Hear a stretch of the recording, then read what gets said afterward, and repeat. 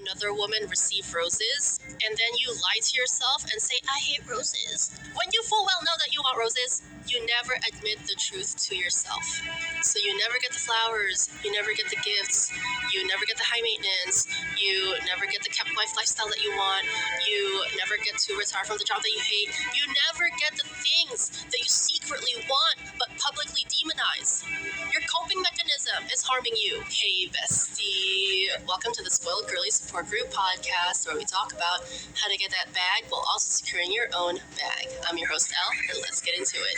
On today's episode, we are talking about how I was a pick-me and how I regret it so much. We will also talk about how being a miserable, jealous pick-me who gets mad instead of gets paid is the absolute worst way to go through life.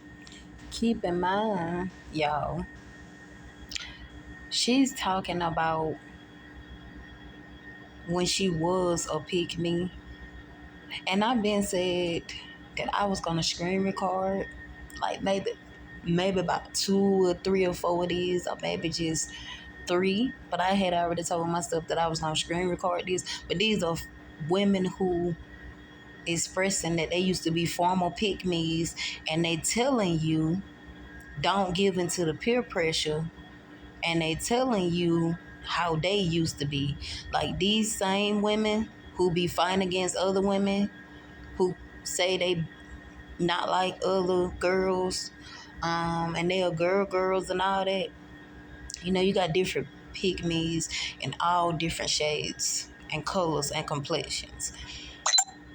But these women who have been on the path that they on, they know exactly what road they are leading themselves to.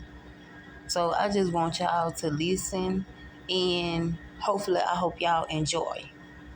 And if you are suffering from pick-me syndrome, don't worry, I got you. But before we get into it, I need you to hit the like, subscribe, and the notification bell so you never miss a Spoiled Girly episode. With that being said, let's get into it. You definitely have a look. Thank you so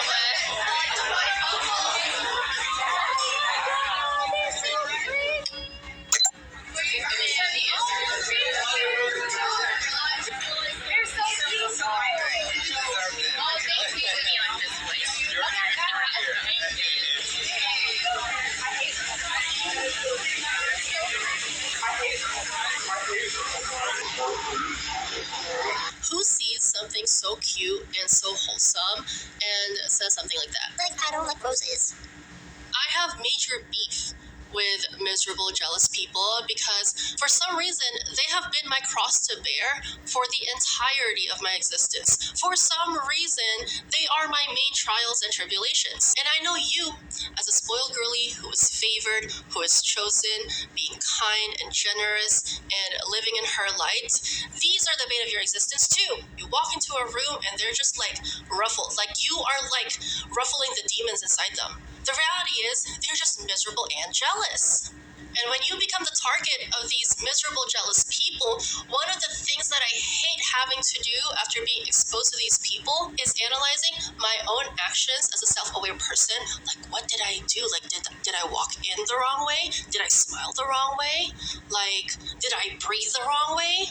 Like, automatically just by seeing you, getting a whiff of you, they get so mad that you exist. And the reality is, they're just miserable, jealous people. And no matter how good you are to them, no matter how neutral you are, they will find a way to make you the villain. Because in their heads, you already challenged them. You already showed them what they are not and what they think they cannot be.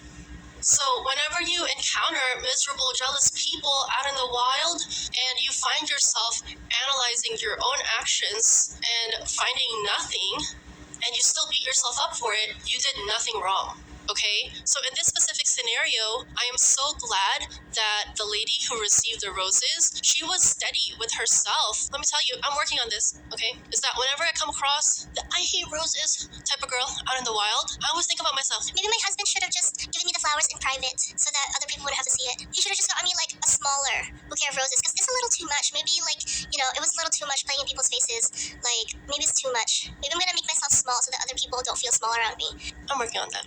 Okay? But like I know if I was that lady who received the roses in that video, I'd be like, yeah, maybe it was a little too much. But no, you're not being too much. These people are just being too little, okay? So whenever something beautiful happens to you, like if other people's default reaction is like, oh, I hate roses. Oh, like, could it be me? I'm like, don't worry, okay? No one is gonna give you roses. No one is gonna give you positive treatment. Like, it cannot be you, okay? You are safe. I'm so done with these people, and I've dealt with these people forever. Like, you could have been the most perfect angel, and they would still demonize you. You know why? Because these miserable, jealous people have welcomed demons inside them. Anyway, the I hate roses girl, miserable and jealous. Let's get into the comments. Oh.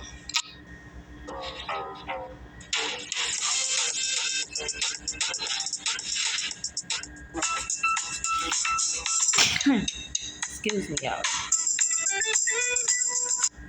Hater has never probably even gotten a bouquet of dandelions. They're exceptionally beautiful. One thing that pygmies don't get until much later is being a pygmy doesn't get you the things that you say you don't want, but you secretly want. Whenever people demonize something good that other people have, it's because they want to self-soothe for not having that thing. Like, did you see how she said, I hate roses, with a quickness?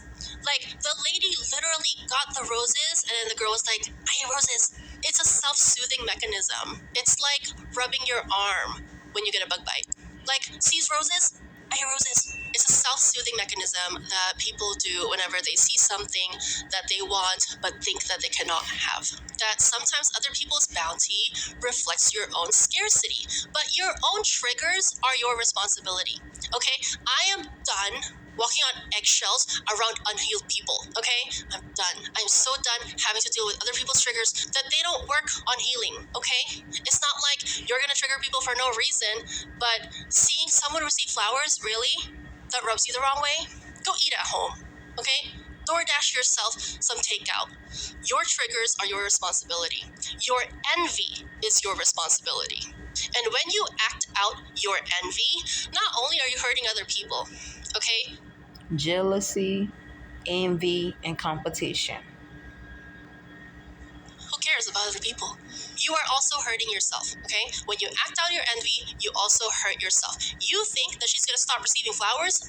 No, because you said that, her husband will give her 2 more, okay? He will give her more flowers every weekend. You think that by being envious, other people will stop getting the things that you secretly want, but think that you cannot have. No. You are hurting yourself because you are lying to yourself. You're lying to yourself. Oh, I hate roses. When you say you don't want something, because especially as a woman, you're a woman. You're gonna say, I hate roses. How will you ever receive roses if you say that you hate them? Just receive. You're going to receive roses. That's your power as a woman. You say you love roses, you're gonna get roses. When you resort to self-soothe with false narratives, you seize roses. I hate roses. When you self-soothe with false narratives regarding your true desires, you never make your desires come true. I feel like people who hate roses don't get them. When you feel hurt seeing another woman receive roses, and then you lie to yourself and say, I hate roses. When you full well know that you want roses, you never admit the truth to yourself. So you never get the flowers, you never get the gifts, you never get the high maintenance, you never get the kept wife lifestyle that you want, you never get to retire from the job that you hate, you never get the things that you secretly want but publicly demonize. Your coping mechanism is harming you. It's okay to feel hurt seeing other people get what they want. Like, everyone has an insecurity. Everyone has a person that they're envious of. Everyone has this person that they wish they could trade lives with at some point in their lives, okay? there's a lot of women now who are like, they would never trade their lives for anyone in the world. And that is such a good place to be. At some point, I would say everyone has had this feeling of, I want to be her. And it's perfectly normal, okay? It's perfectly normal, but you will get to a point in your life where you're like, this is it. I made it. This is my life. I wouldn't want to trade my life with everybody else. Is when you stop being envious of people and being a hater, and you finally get the things that you want in life, that cures your envy. When you become a point of envy for others, that's when you stop being envious. So that's really how to cure your envy. Is to pare down the envy, swallow your pride, admit that you're wrong, you actually want this thing, go for it, get it, live the life that you've always wanted to live, and then now become, unfortunately, the object of other people's envy. That's when you cure your envy. So let's say you're at this point in life where you're feeling envy.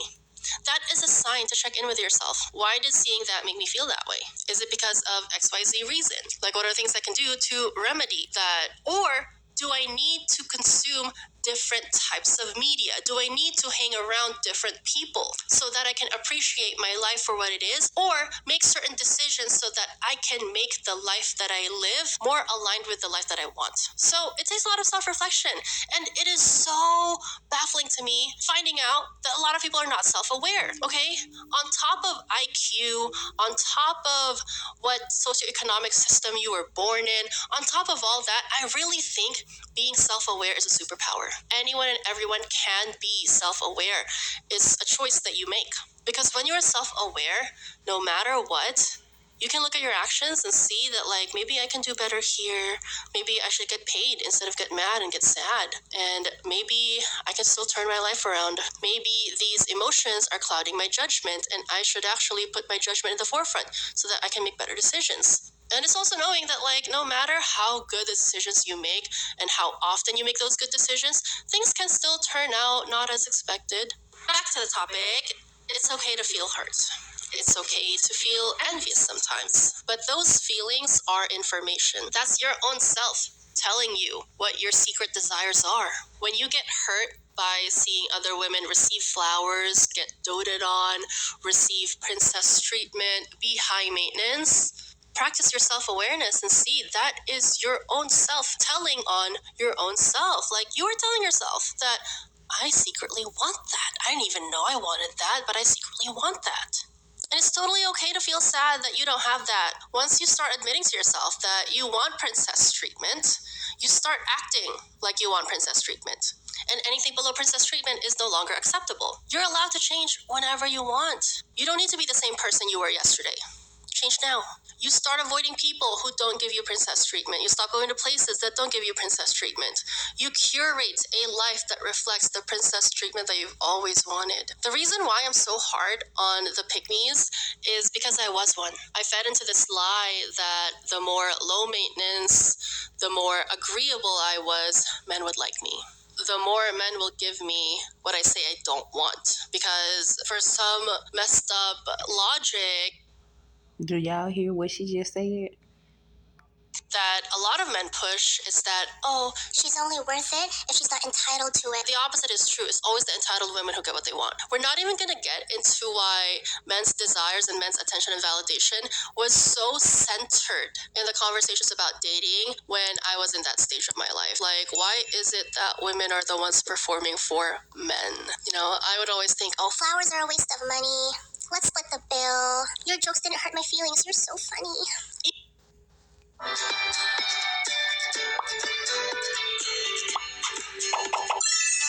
Do you want an easy way to create professional invoices? Try it free at skynova.com. even though, like, I wasn't raised that way, okay? I was not raised in a pick-me family. I wasn't even pick-me for a long time. I was raised very traditional, and I really think, you know, maybe it was rebellion. Maybe it was that. Because all my peers were pick-me's. See, that's the disease. That's why I love the Spoiled Girls support group, because I know just how social women are, and if we make it acceptable within our peer groups, it'll be a thing. Because that's how I was absorbed into the pick-me support group. So all my peers were doing it too, and I'm like, okay, let me fit in.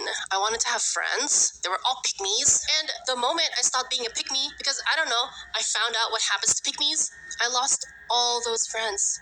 And they weren't my friends to begin with anyway, because your friends will not celebrate you being dunked on. Your friends will not celebrate you disadvantaging yourself. Those are not your friends. Anyway, I was a pick-me. I regret it. It was a huge mistake. If other people are not celebrating your positive outcomes, they're not your friends. And we all know what happens to pick-me's in real life, and it's not fun. Okay? I hate to see women suffering.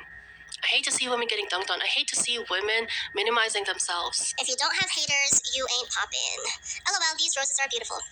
I love this sentiment because it applies to almost everything. For the longest time, I had this fear of being seen, fear of being perceived, and it's because I know what happens to people who are seen, who are perceived, especially by a lot of people.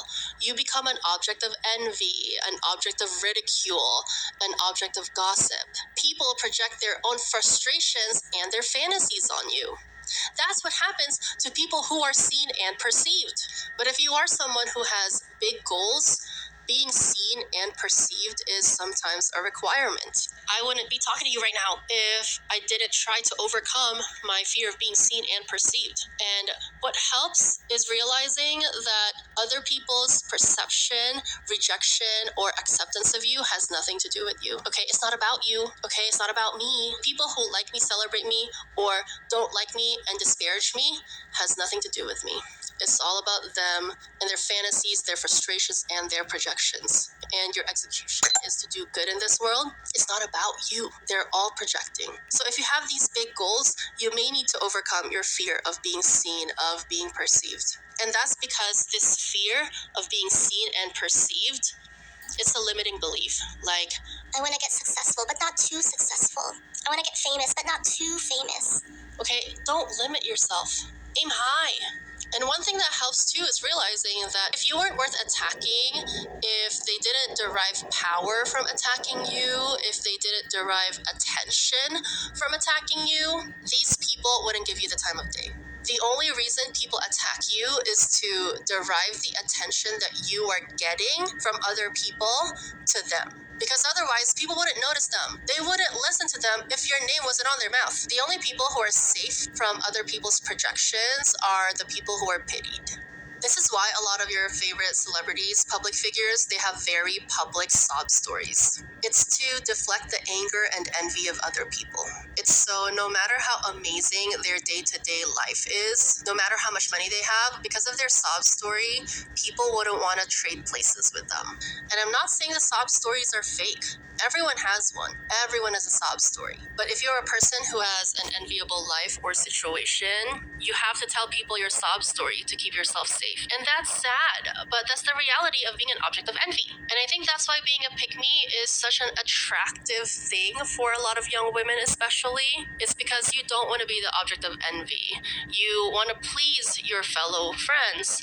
You don't want to be the outcast. And it's just not fun to be the object of envy. Women can be so mean. I love the girls, I love women, but I'm also not blind. Okay, and as someone who has been on the receiving end of other women's power plays, gossip, reputation destruction, okay, I know how we tear each other down. It's not fun. And that's why being a pick-me is so desirable, because you just want to get other women off your back. You would rather get the wrath of the wrong women than create a bad outcome for yourself. And as women, I feel like a lot of the times we have these lose-lose situations where each choice is like a bad choice. There's also win-win situations. So yeah, you may lose the friendship of the pick-me's when you embrace being a spoiled girly, when you embrace not being a pick-me, when you embrace your high standards and only allowing people who meet and surpass your standards have access to you, you will make more friends. You will make more spoiled girly girlfriends. And you'd be so happy that you left all these miserable people behind.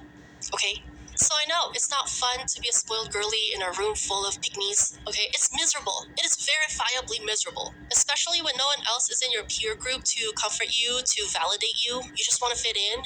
It's no wonder that a lot of women nowadays are pick-me's. I literally thought I was going crazy when I started being a spoiled girly, living my best life, moving a certain way, up until I started making more spoiled girly girlfriends. And I'm like, oh my God, finally. No matter what people say, we still care about what our friends think. We still care about what the people around us think. And that informs how we perceive our own beliefs and our own actions. Okay? So don't be fooled. You're not immune. Everything started clicking when I started sitting in the winner's table. And winning looks different for every woman. How I win in life will not be the very same way that you win in life. But one common characteristic of women who are sitting in the winner's table is that they are content and they're not envious. Because now they are the object of envy. And one refreshing thing about spoiled girly girlfriends is they're honest with themselves about their own desires. And this is why I can never ever subject myself to the company of miserable, jealous pygmies. Okay? It's because they're liars. They lie to themselves. And I don't deal with liars. When you lie to yourself about your own desires, you never get your desire, and it keeps you in this misery loop. Like, what's the end game here? So not only are you a liar, you're also miserable and envious. Desires. I think what she left out is not just desires, but wants and needs. As a forward pygmy, I totally get it. It is such a painful realization to find out how much you have been disadvantaging yourself, how much you have been lying to yourself, how you have been worshiping the attention and validation of the people who are disadvantaging you, how you allowed all these people to hurt you, and how you learned to justify them hurting you as acceptable and even desirable. And then you look at your own outcomes and it sucks even more. And at some point, you just get tired. You get tired of seeking the attention and validation of people who don't give you the attention and validation, because apparently when you attract people with your low self-worth, they're the type of people to make you suffer. They're the type of people who breadcrumb you with attention and validation so that you'd always be hungry. So at some point you just get tired. You stop seeking attention and validation from the wrong people. You stop seeking it at all. You stop justifying the ineffective belief systems that led to your misery. You start taking accountability and you start getting paid instead of getting mad and getting sad. Like all the pygmies, I just want to sit you down and cry with you, okay? Like, it's okay. You can have everything you want. You just have to admit that you want it in the first place. I wish someone did that with me. You can end the cycle of misery and jealousy. You can have everything you desire and more. You can win however you want to win. You just have to start being honest with yourself. Now, if you're a spoiled girly and you're watching this, if you identify with the lady receiving the flowers, if you have been an object of envy, this is for you. I have never met a hater who was happy with their life. If you wouldn't take advice from them, why would you take criticism from them? If you have been subjected to a brief moment of hate from them, imagine all the hate that they deal with themselves. They have to go home to that hate. They have to wake up to that hate every day. It's just hate, hate, hate, hate, hate, hate. Like, their whole existence is hate. And we hate that for them. But they choose this hate energy every single time, so it's what they deserve. And until they choose otherwise, they cannot sit at our table. That's all I have for you today. I just wanted to let you know that you have